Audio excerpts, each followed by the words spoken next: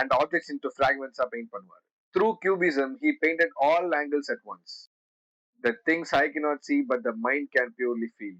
அவரோட famous Guernica painting is a form of shapes and paint painted in black and white. அந்த பெயிண்டிங்ல grey colour tragedy of war குறிக்குதுன்னு சொல்றாங்க. Because என்ன நமக்கு கத்து தராருன்னா art begins when fear ends.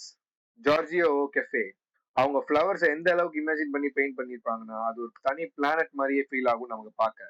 Bolt outlines, simplified shapes, அவங்க கலர் மூச்சு விடுற மாதிரி இருக்கும். அவங்க நேச்சர் அப்படியே அப்டிராக்ஷனா சேஞ்ச் பண்ணிருப்பாங்க. அவங்க ப்ராசஸே ஒரு மெடிடேஷன் மாதிரி. Slow, focused, observing silence. அவங்களோட பெயிண்டிங்கை பார்க்கறது எப்படின்னா ஒரு டெசர்ட்ல கண்ணை மூடி நம்ம விண்டோட சத்தத்தை கேட்கிற மாதிரி இருக்கும். அவங்க ஜென்டில் திங்ஸ்குள்ள இருக்கிற பவரை நமக்கு ரிமைன் பண்ணுவாங்கன்னு தான் சொல்லணும். ஜாக்சன் பொலாக் பொலாக் பாத்தீங்கன்னா அவர் பிரஷ் யூஸ் பண்ணல பெயிண்ட் பண்றதுக்கு, அவரோட மோஷனை யூஸ் பண்ணாரு.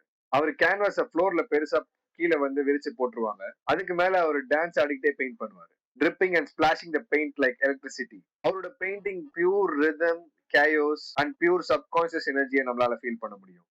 He believed that act of painting matters more than the painting itself. அவரோட ஆர்ட் நமக்கு என்ன ப்ரூவ் பண்ணுதுன்னா that freedom can be a masterpiece.